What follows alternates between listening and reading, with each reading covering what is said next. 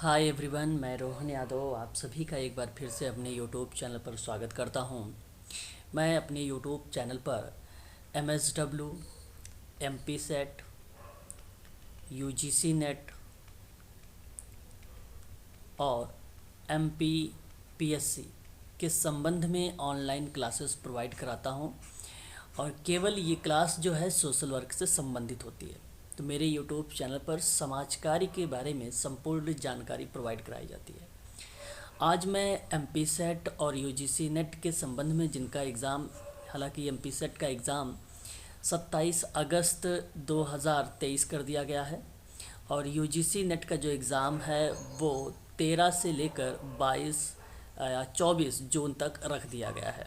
ठीक है, तो आज यूनिट नंबर 9 के अंतर्गत हम लोग जिक्र करने वाले हैं कार्मिक प्रबंधन और औद्योगिक संबंध के बारे में कुछ महत्वपूर्ण प्रश्नों पर बातचीत करेंगे। कार्मिक प्रबंधन और औद्योगिक संबंध में यानी औद्योगिक संबंध के माध्यम से श्रमिक और नियोक्ता दोनों के हितों की रक्षा की जाती है ताकि दोनों के मध्य उत्पन्न जो विवाद हैं उन विवादों का समाधान हो सके और अधिकतम उत्पादन के लक्ष्य की प्राप्ति हो सके। इन दोनों के बीच सामूहिक सौदेबाजी के माध्यम से हड़ताल, तालाबंदी, घेराव इत्यादि को रोका जा सकता है। तो आज के जो प्रश्न हैं वो यूनिट नंबर 9 से है। UGC नेट और MP सेट का अगर आप सिलेबस देखेंगे यूनिट नंबर 9 तो आपको कार्मिक प्रबंधन और औद्योगिक संबंध मिलेगा। उसी के परिप्रेक्ष्य में आज मैं आप लोगों से कुछ महत्वपूर्ण प्रश्नों पर बातचीत करने वाला हूं। वीडियो को अंत तक देखिएगा और जो भी इम्पोर्टेंट तथ्य मिलेंगे उसे आप नोट करते रहिएगा। पहला प्रश्न हमारे सामने ये है कि मानव संसाधन प्रबंधन की अवधारणा प्रबंधन के क्षेत्र की एक नूतन अवधारणा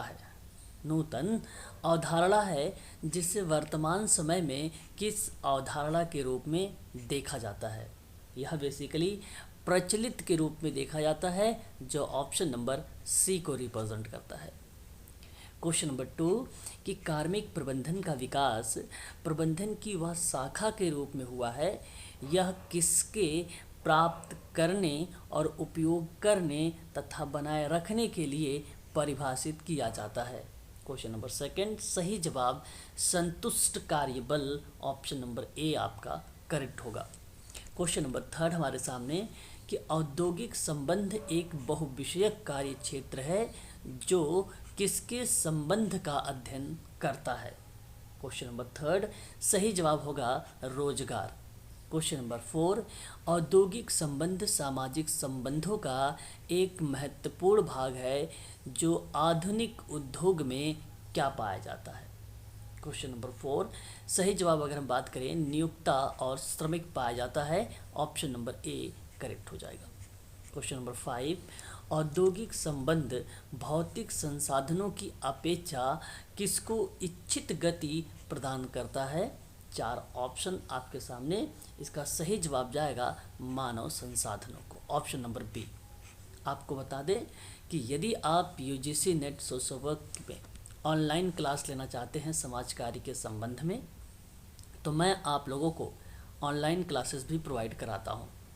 MP सेट के लिए UGC net, BSW, MSW, MPPSC के संबंध में ऑनलाइन क्लासेस मैं प्रोवाइड कराता हूं। BSW का, MSW और UGC नेट का जो एग्ज़ाम है वो जून 2023 में है। MP सेट का जो एग्ज़ाम है वो अगस्त 2023 में है। MPPSC की अगर मैं बात करूं तो इसका जो एग्ज़ाम है लगभग मान के चलिए अक्टूबर या नवंबर में एग्ज़ाम होगा MPPSC सोशल वर्क का। हालांकि यहाँ पे सोशल वर्क को एक प्रकार से अगर मैं कहूँ तो ये सोशोलॉजी के आधार पर सोशल वर्क को यहाँ पे अलाइड के रूप में रखा गया है।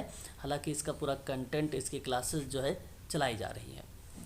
यदि आप इनमें क्लास लेना चाहते हैं सोशल वर्क में तो आपको बता दूँ एक क्लास का जो समय है दोपहर 1 PM है और एक क्लास का जो समय है 6:30 PM है और एक क्लास का जो समय रखा गया है वो 8:30 PM रखा गया है। आज मैं आप लोगों से बातचीत करूंगा 1 PM पर लास्ट बिंदु यानी यूनिट नंबर 7 के अंतर्गत आज अंतिम बिंदु पर बात करूंगा धारणीय विकास पर। धारणीय विकास पर ध्यान रखेंगे, धारणीय विकास पर, जिसको हम लोग बोलते हैं SDGs यानी सस्टेनेबल डेवलपमेंट गोल पर बातचीत करने वाले हैं यूनिट नंबर 7 में। ठीक है, अंतिम बिंदु होगा आज। फिर 6:30 पर हम लोग जिक्र करेंगे इन्हीं यूनिट नंबर 7 से जितने महत्वपूर्ण प्रश्न होंगे, यानी 200 प्लस क्वेश्चनों पर हम लोग जिक्र करने वाले हैं 6:30 वाली क्लास में। और 8:30 पर आप लोगों का स्टार्ट होगा PYQ, जो हम लोग बातचीत कर रहे हैं 2023 के हर एक ऑप्शन पर व्याख्या। तो ये आज की क्लास है। आज है 17 मई 2023। आज के दिन भर की ये क्लासेस का शेड्यूल है। यदि आप इनको ज्वाइन करना चाहते हैं तो आप हमसे संपर्क कर सकते हैं। अगर आप UGC नेट और MSW BSW की क्लास लेना चाहते हैं तो मात्र 999 रुपये में आप लोगों को प्रोवाइड कराई जा रही है। यदि आप MP सेट सोशल वर्क की क्लास लेना चाहते हैं तो आपको बता दें 2500 रुपये में आपको प्रोवाइड कराई जा रही है। सारे चीज़ यहाँ पे सारे कंटेंट कवर हो जाएंगे, रिवीजन करवाया जाएगा आप लोगों को जैसे UGC नेट का एग्ज़ाम ख़त्म होने के बाद। ठीक है, रिवीजन होगा और प्रैक्टिस करवाई जाएगी आप सभी लोगों को। ध्यान रखेंगे, MP सेट की जो क्लासेस हैं वो नियमित समय पर डे चलाई जा रही हैं और इस बार आपको ज़्यादा से ज़्यादा प्रश्न जो है फैक्ट से पूछे जाएंगे। तो MP सेट के लिए मैंने आप लोगों को अलग से नोट्स बनवाता हूँ। उन नोट्स का आप ज़रूर देखते रहिएगा, पढ़ते रहिएगा सभी लोग समय समय पर, ताकि आपको वो याद रहे। ठीक है, क्लासेस सारी की सारी जो हैं पेड वाली हैं, इसलिए सारी वीडियोस पब्लिक नहीं होती है। ठीक है, हालांकि आप लोग जानते भी हैं पेड वाले बच्चों को सारी क्लासेस मिलती हैं। PDF वगैरह आपको टेलीग्राम में, वीडियो को रिकॉर्डिंग वगैरह भी टेलीग्राम में दिया जाता है और क्लास का जो लिंक भी है वो WhatsApp ग्रुप में आप लोगों को प्रोवाइड कराया जाता है। ठीक है, अधिक जानकारी के लिए आप हमसे ये नंबर जो दिया गया है 8506031308, इस पर आप हमसे संपर्क कर सकते हैं, कॉल के भी माध्यम से और WhatsApp के माध्यम से भी। चलिए हम अगले प्रश्न पर बातचीत करते हैं। क्वेश्चन नंबर हमारे सामने अगर आता है यहाँ पे तो क्वेश्चन नंबर 6 है। नीति निर्धारण एवं प्रबंधन में श्रमिक वर्ग की सहभागिता सुनिश्चित होने से किसकी स्थापना होती है। हालांकि मैंने ये आप लोगों को करवा रखा है क्वेश्चन नंबर 6 के आधार पे, तो इसका सही जवाब होगा क्या लोकतांत्रिक या राजतांत्रिक या राजनीति प्रजातंत्र या औद्योगिक प्रजातंत्र। क्वेश्चन नंबर 6 का सही जवाब जो जाने वाला है औद्योगिक प्रजातंत्र आपका करेक्ट माना जाएगा। नीति निर्धारण के संबंध में मैंने आप लोगों से थोड़ी सी बात किया था यूनिट नंबर 7 में। उसकी प्रक्रिया क्या है, उसके स्टेप क्या है, उसके अंतर्गत कौन कौन से तथ्य यानी एलिमेंट आते हैं। क्वेश्चन नंबर 7, औद्योगिक संबंध कोई असाधारण संबंध नहीं है, बल्कि यह एक किसकी अंतर्निर्भरता है जिसमें ऐतिहासिक, आर्थिक, सामाजिक इत्यादि का अध्ययन किया जाता है। क्वेश्चन नंबर 7 सही जवाब जाएगा क्रियात्मक, ऑप्शन नंबर C। देखिए अभी यूनिट नंबर आप लोगों का अभी 8 बाकी है यूनिट, और 9 बाकी है और 10 बाकी है। आपको बता दूं हर एक यूनिट के पीछे मैं आप लोगों को मॉक टेस्ट भी प्रोवाइड करा रहा हूं। PYQ की पूरी वीडियोस मैंने 2004 से लेकर 2023 तक के मार्च तक की सारी PYQ की वीडियो आपको प्रोवाइड कर दिया हूं प्लेलिस्ट का, वो देखते रहिए। PYQ के साथ साथ जो मॉक टेस्ट इस समय मैं चला रहा हूं, हर एक प्रश्न के पीछे उसको आप अवश्य देखें। ठीक है, क्वेश्चन नंबर 8 देख लीजिए। औद्योगिक संबंध मानवीय अवधारणाओं एवं कार्य प्रक्रियाओं का मिश्रण होते हैं। यह किसकी भावनाओं, अवधारणाओं तथा या और कार्य प्रक्रियाओं पर निर्भर करता है। क्वेश्चन नंबर 8 का सही जवाब होगा वह व्यक्तिगत, ऑप्शन नंबर B आपका करेक्ट होगा। क्वेश्चन नंबर 9 है औद्योगिक संबंध जिसे प्रबंधन एवं कर्मचारियों के बीच कर्मचारी संबंधों के रूप में भी जाना जाता है, यह किसके तरीके का एक महत्वपूर्ण भाग होता है। क्वेश्चन नंबर 9 का सही जवाब जाएगा व्यवसाय, ऑप्शन नंबर B। बात करेंगे क्वेश्चन नंबर 10 के बारे में। जहां श्रमिक रहते हैं एवं कार्य करते हैं, ऐसा वातावरण किसक या किससे प्रभावित होता रहता है। जहां श्रमिक रहते हैं और कार्य करते हैं, ऐसा वातावरण किससे प्रभावित होता रहता है। सही जवाब औद्योगिक संबंध, ऑप्शन नंबर A। बात करेंगे क्वेश्चन नंबर 11 के बारे में। औद्योगिक संबंधों के कौन कौन से कारकों के अंतर्गत राजकीय नीति, श्रम कानून, विनियमन, श्रमिक एवं इत्यादि को सम्मिलित किया जाता है? 4 ऑप्शन हैं, यहाँ करेक्ट जवाब संस्थागत कारक होगा। बात करेंगे क्वेश्चन नंबर 11 के बारे में, 12 के बारे में, 12 के बारे में। जब उद्योग एवं औद्योगिकीकरण अधिक तीव्र नहीं होता तो सामान्यतः लोगों का मुख्य जीविकोपार्जन तथा व्यवसाय क्या था? क्वेश्चन नंबर 12 का सही जवाब जाएगा कृषि। Option number B is the right answer होगा। बात करेंगे हम लोग क्वेश्चन नंबर 13 के बारे में कि औद्योगिकीकरण के परिणाम स्वरूप समाज में किसकी बढ़ोतरी होती है जो औद्योगिक क्रांति के बाद का युग था? क्वेश्चन नंबर 13 सही जवाब जाएगा विशिष्टीकरण। ऑप्शन नंबर बी आपका करेक्ट माना जाएगा। क्वेश्चन नंबर 14 निम्नलिखित में से औद्योगिक संबंध के प्रारूप यानी मॉडल कौन से हैं? हालांकि मैं आप लोगों से बात करूंगा, ध्यान रखेंगे इसके संबंध में भी, क्योंकि मॉडल्स बहुत इंपॉर्टेंट हैं। इसका सही जवाब इक्वेशरवादी प्रारूप भी होता है, बहुलवादी प्रारूप भी होता है, प्रजातांत्रिकवादी प्रारूप भी होता है, और ऑप्शन नंबर जो डी यहाँ पर दिया गया है उपयुक्त सभी के सभी करेक्ट रहेंगे। Option number D is the right answer.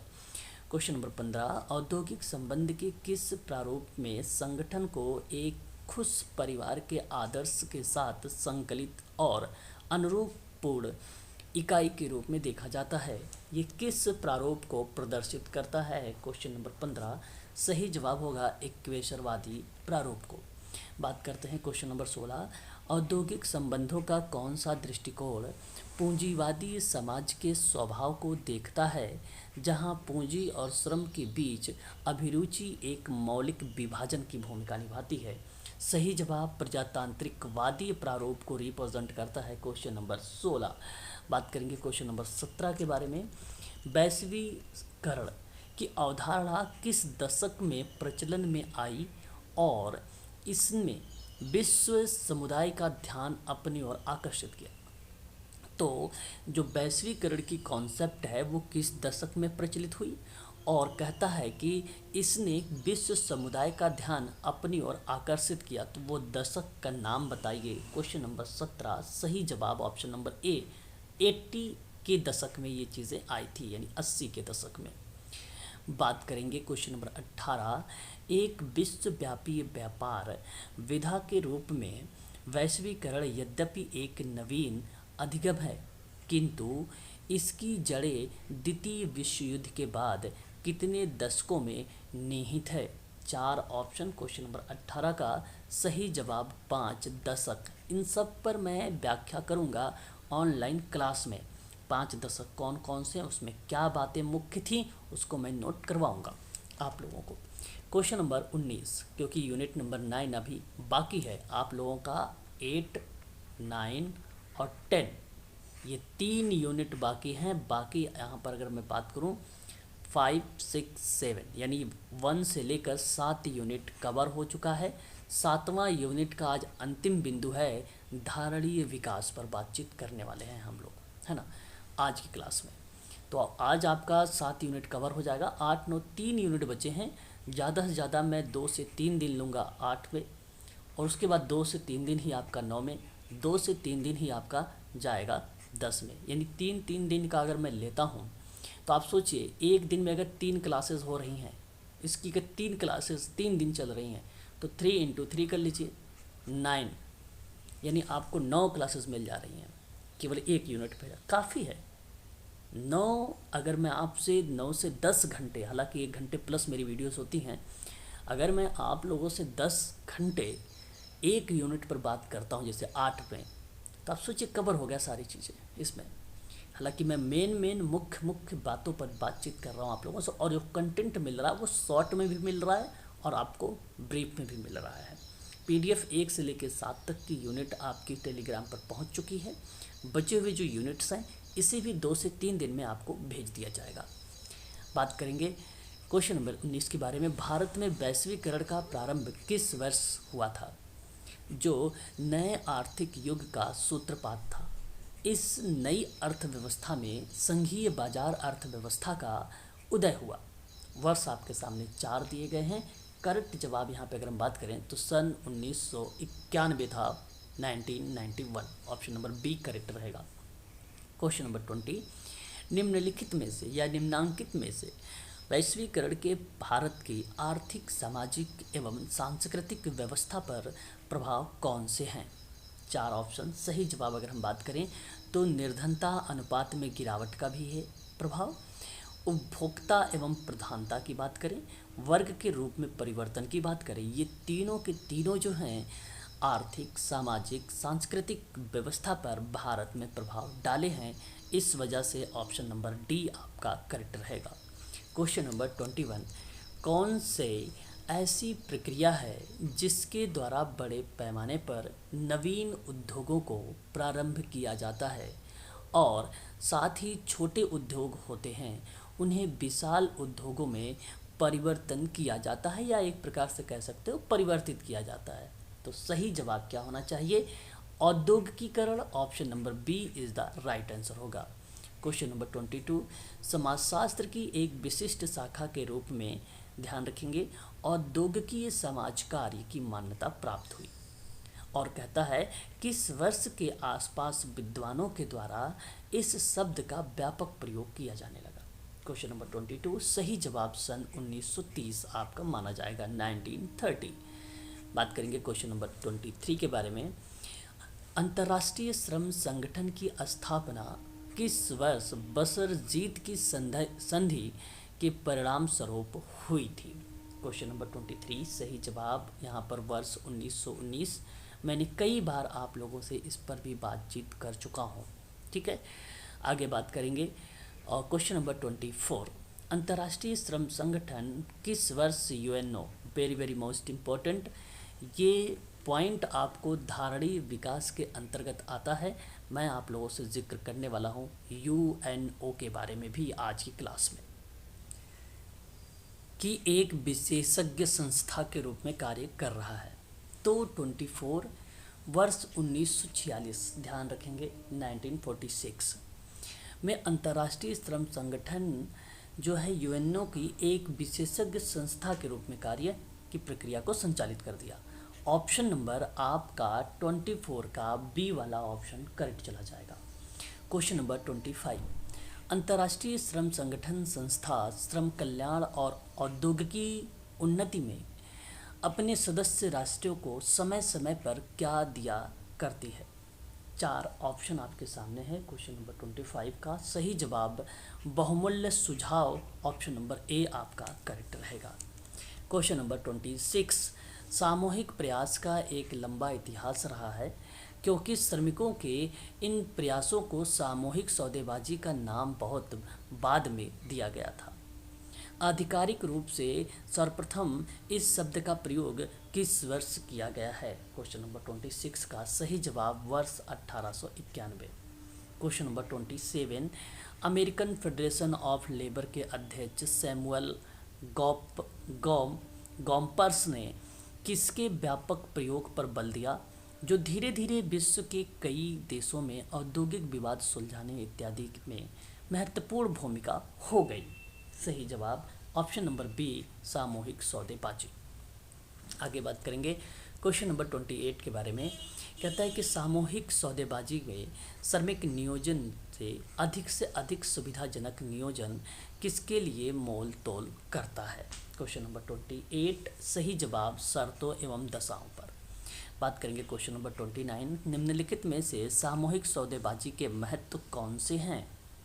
बात करेंगे 29 में, तो सही जवाब अगर हम बात करें नियोजन की स्वेच्छाचारिता पर नियंत्रण, सही बात है, सौदेबाजी का एक महत्व तत्व है, और श्रमिकों की दशाओं में सुधार में सहायक और श्रम मानकों की स्थापना में सहायक, इसलिए ऑप्शन नंबर डी आप करेक्ट लगाएंगे क्वेश्चन नंबर 29 पर।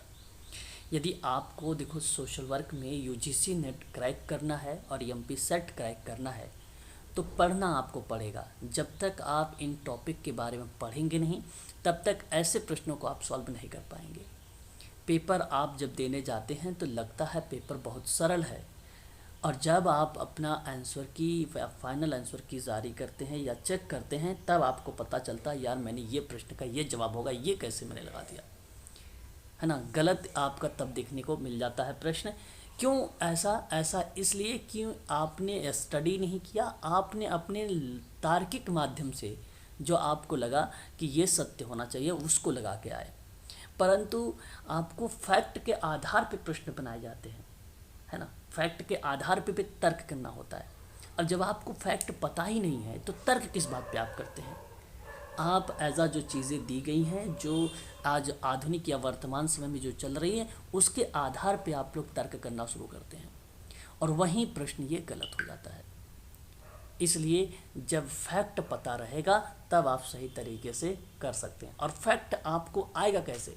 फैक्ट आपको मैं ऑनलाइन क्लासेस में प्रोवाइड करूंगा। जब टॉपिक आपसे मैं करवाता हूं तो मैं आपसे नोट्स बनवाता हूं। उन फैक्टों को ध्यान में रखो आप कि ये फैक्ट यहाँ पर इम्पॉर्टेंट है। किस तरीके से प्रश्न बनाते हैं, मैं बीच बीच में आप लोगों से, आप लोग कहते भी हैं कि सर कुछ क्वेश्चन करवा दीजिए, तो मैं 1-2 प्रश्न भी करवाता हूँ आप लोगों से और करके देता हूँ, तो फिर आप लोग क्वेश्चन को सही भी करते हैं।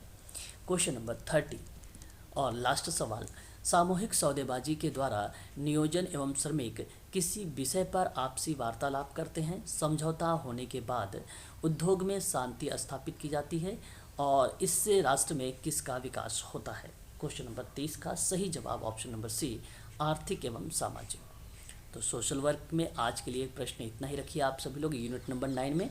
बाकी जो बचे हुए क्वेश्चंस हैं, ये प्रश्न हैं, वो आपको ऑनलाइन क्लासेस में प्रोवाइड कराई जाती हैं, ठीक है। वो शाम आप लोग को पता है, एक 1 PM क्लास में दी जाती है, एक 6-8:30 है और एक 8:30 है। 3 क्लासेस हैं। आप सोच सकते हो कि सारा कंटेंट और सारा कवर मैं आपको यहाँ पे सारा टॉपिक मैं कवर कर दूंगा, है ना। ऐसी कोई चीज़ नहीं, कुछ भी नहीं छोड़ूंगा आप लोगों के लिए, बशर्ते आप लोग को जो मैं बताता हूँ क्लास के दौरान में ये चीज़ें करो, उसे आप ज़रूर फॉलो करेंगे, ठीक है।